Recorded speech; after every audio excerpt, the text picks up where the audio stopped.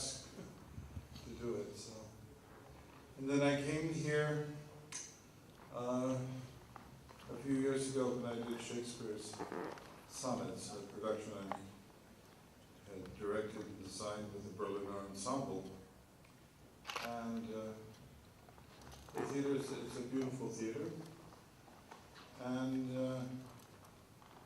when I was very young, I had met Eugene Ionesco.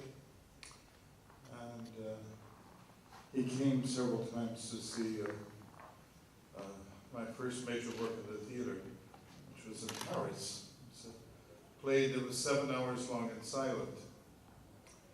And he liked it very much. And he said, oh, you wrote about it. I said, you went much further than Beckett, because you made 7 hours of silence.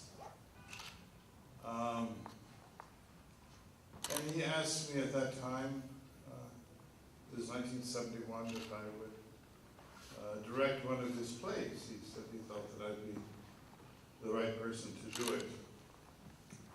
And to be honest, I didn't really know him. I didn't know who he was. And I didn't know his work. And in fact, I didn't know anything about theater. I barely knew who Samuel Beckett was. But anyway,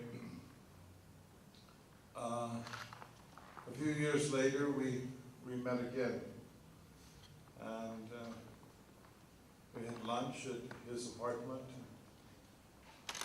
There was someone there that interviewed us, and photographed us, and it was published. And he said again at that time, I think that Wilson would be the right one to direct my work. That for him, often it was misunderstood. As it turned out, I never did. And then, when it was proposed that I direct this play, Rhinoceris, I thought maybe it was the right time to do it in the right place. He being a Romanian, to create a work here. So those are the reasons, some of the reasons I did it. And what can you tell us now when you are preparing for the premiere? Do you think you are the right person to direct one of his plays? Oh, I don't know if I'm the right person to direct it, but I saw a production about 7 years ago, and to me it seemed all wrong. But who am I to say? I don't know. You know, it's an absurdist play, so Ionesco said that for him the play was his dreams. So dreams have a strange reality.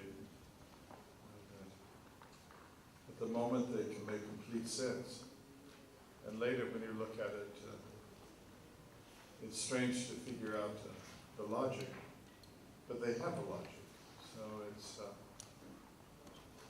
I think to try to direct the play with a sense of trying to make sense makes it more confusing. So there are things that happen that you can't explain, and but they have to, for me, seem right.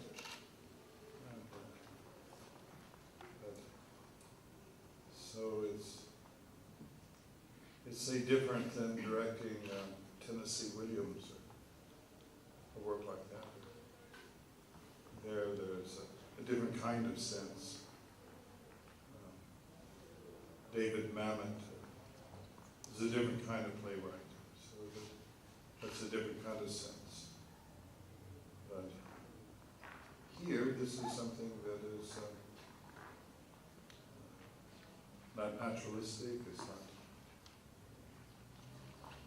When did you see someone become a rhinoceros?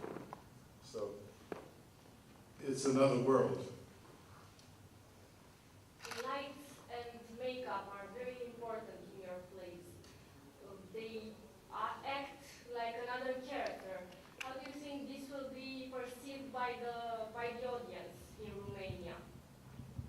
no idea, but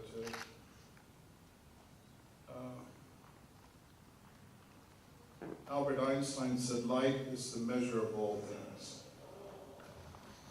And, without light, there's no space. We turn all the lights out of this room, and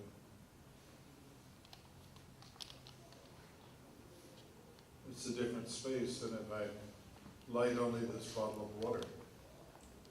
And so, if I make the room very bright, or if I light the back wall and turn all the lights out, I'm in silhouette. So it's what creates the space. So I always start with light. Makeup is, for me, very important because my techniques are not coming from a naturalistic theater. I hate naturalistic theater. I think that to act natural on stage is a lie. An actor who thinks he's being natural on stage, it always looks so artificial. So if you accept it as being something artificial, then you can be more honest about what you're doing than try to pretend you're being natural. So makeup is something that allows me to hear better because I see better. If I see the actor's face and I see his mouth moving, it's generally speaking easier to hear him.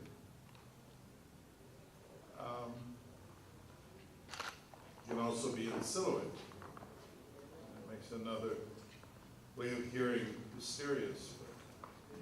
But my work is close to the work of more 19th century, or the silent movies. You see Charlie Chaplin, you see Buster Keaton. It's not naturalistic at all. It's all dance. It's all timing. And the eyes are, like in silent movie, or language that we've forgotten in theater today.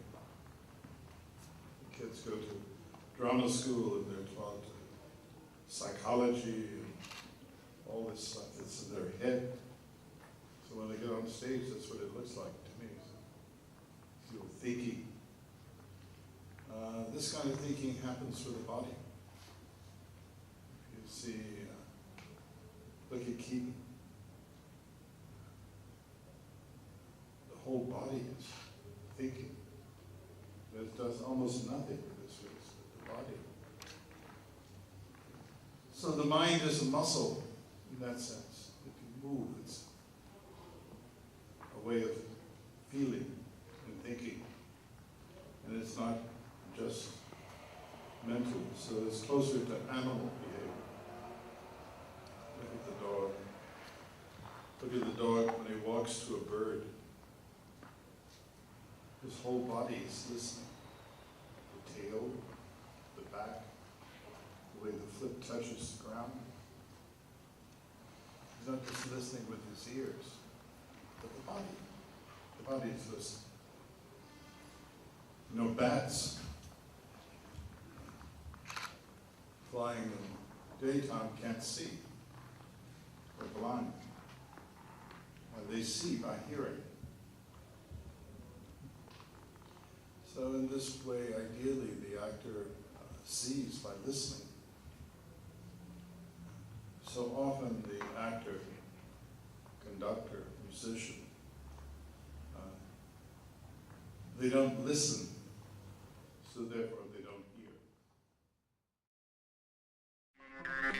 hear.